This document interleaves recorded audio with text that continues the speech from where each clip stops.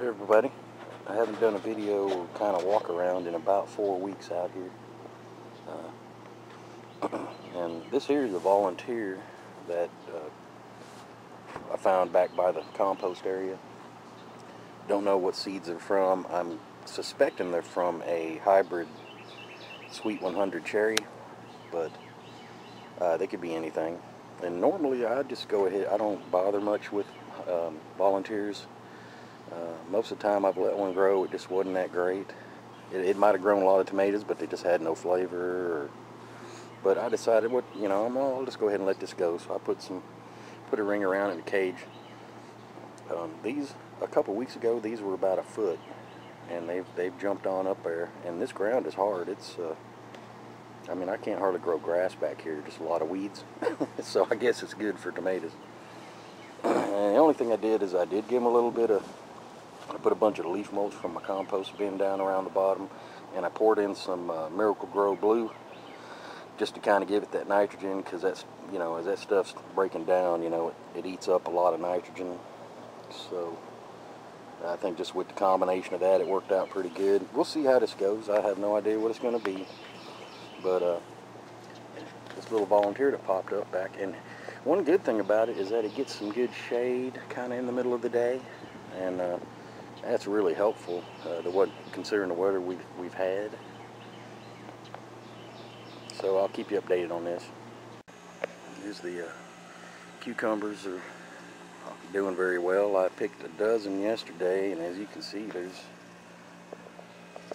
just everywhere. They just keep coming. Those pearls they don't have a problem just coming and coming.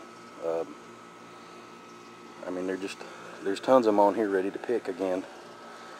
The sweet slice aren't quite as prolific, but now that we've had some cool down a little bit and some rain, we had a 4-week drought period with intense heat, not even an overcast day, and that really slowed things down in the garden, or basically stopped things in the garden. But not these cucumbers. They just kept it coming, and these peppers are, they're putting out. They're all just loading down with peppers now. And I got some odds and ends here, some marigolds, basil. I've got basil. We've got way more basil than we needed planted out. These two tomatoes here, they picked up a disease or a deficiency, one or the other. I really had to scalp them down, spray them, nurse them. I've been giving them minerals. They're doing a lot better, but they're still showing signs of just a deficiency. And I'm going to keep nursing them. You can see you got a pink one there. And just see how it goes. If they get too overcome with disease, I'll have to get them out of here, out of the garden area totally. But they did kind of come around when I stripped them, but I don't know. We'll see. Just have to see what happens. More basil. I keep trimming this basil back. It keeps on going. The earthbox tomatoes are just going to town. I should have a whole lot more tomatoes, but I lost. They were dropping blossoms like crazy with all that heat. The sun gold is just now starting to turn. The Haley's Purple Comet has kind of grown and fell into the other. There's not a lot of room in these earth boxes. I tell you, 2 big indeterminates in one earth box is asking for a lot. I'm having to go in there today or this evening or something and start cutting and trimming because they're just getting too tangled up. They're just so close together. Probably should have been a little bit more intense with some pruning, but because they need that airflow. Them bugs have a million places to hide off in there and sit in the shade. And they're just starting to get out of control a little bit here. This is the Brandywine. I've picked a couple off of it. Pink Berkeley, picked a couple off of that one. This is an Amazon chocolate. I've already shown videos on that. This one's a Purple Dog Creek, and I know it's kind of hard to see. It's not doing well. You can see a lot of brown and dying in there, and I'm not seeing much tomatoes on it. That was from very old seed. I was just hoping I'd even germinate, so can't ask for much out of that. Red Boar, it's putting on a lot of tomatoes, It does need to get a little bit of airflow though. This area here is really matted up. This was supposed to have been a Super Sue. It ends up being another Amazon chocolate. There was a mix-up in seeds when I ordered them. I ordered some Super Sue and Amazon chocolate from a vendor, and everything I planned was Amazon chocolate. So I'm kind of unhappy about that, but I'm happy at the same time because Amazon chocolate is such a great tomato. So I ain't gonna complain. Things always seem to work out. Haley's Purple Comet, I picked one yesterday. They're just starting to kind of get out. The Sun Gold is going to go and go and go. I've already added some poles. They're running 6-7 foot now, a lot of them. So I mean, they're way above their little poles here, so I've had to go and get some poles. Another experiment I got going is these containers here. I picked them up at Big Lots for $5 each. They were, I think, normally $6. That's a good price for these are 18 gallon. They're not real tall and narrow. They're actually kind of wide and squat, and I think they'd be ideal for the cabbages. Something I learned when I had the cabbages in the smaller containers is that they have quite an extensive root system. I did not know that.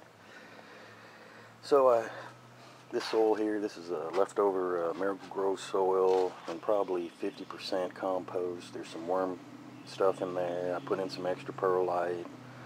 And then these cups, I sank cups down in there. I filled them with fertilizer, mycorrhizae, lime, all kind of stuff, and some compost. And I've got these sitting out here in the sun, and I just water them kind of here and there. And my plan is to just be able to pull the cup out. My seedlings are in the same cup. There's holes in these cups for the fertilizers and all that stuff to kind of seep into the soil. So I'm just, you know, making for an easy, quick transplant when I put my cabbages out. I've got them going now, the transplants. And then you can see I got like a stick in the middle. I'm going to have insect cloth over these and then tie it around the perimeter with a bungee cord. And I'm just going to make it big enough for when they get big, they'll pretty much stay under the pest cloth. Because I know once them cucumber beetle or worms come along, man, they will devastate these things. So we'll see how that goes. That'd be interesting. The shallots, I already picked a big cluster, and just one cluster had about 12 nice big shallots on it, and so I'm probably going to pull the rest of these here before too long. These are the ones that cluster I picked. I've got about a dozen, and I'm just going to let these, I'm going to dry them. It takes about 2 or 3 weeks to dry them out good, and then they'll keep for 5 or 6 months. Rather than freezing them or going ahead and processing them, I thought I'd just dry them out. That way the wife can use them when she wants to. Kind of like just having garlic or onions stored away. And I had one, we ate it, and she used it in the recipe, and yeah, really good flavor. It is truly what they say. It's like a cross between an onion and garlic.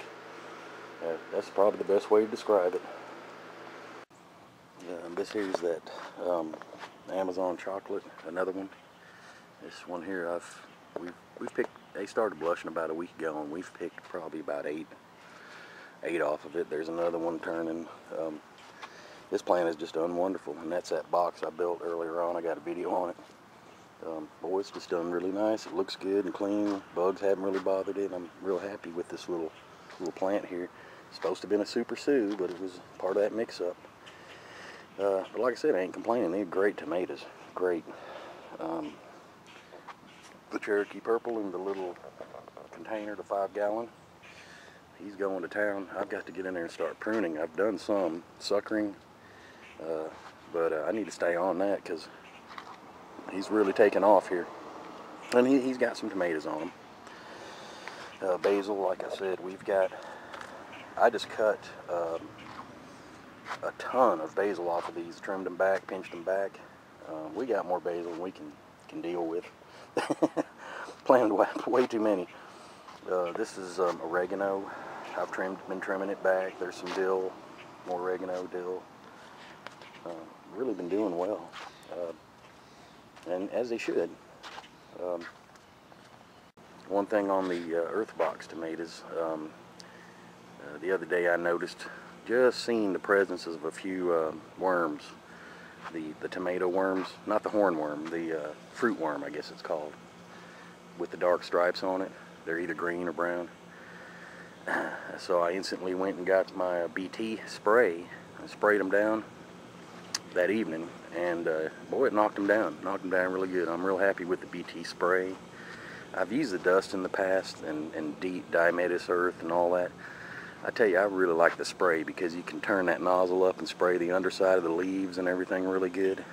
I like it a whole lot better than that dust. You know, plus that dust, it gets you on you, and it just, I tell you, the spray, I'm much happier using that spray. It does a good job. I mean, I haven't had any problems with those guys. I got to stay on it though. I mean, we've had some rains and it washes off, so if I can get through the fruit worms, these will do pretty good. But I do need to get some ventilation in there, a little bit more ventilation, and tie off some stuff. And thanks for watching. I haven't done an update in about 4 weeks, like I said. And everybody's gardens are looking really good out there. A lot of good people, Bobby, all you guys. I've learned a lot from a lot of posts and things on YouTube. So keep them coming, people. I'm really enjoying it.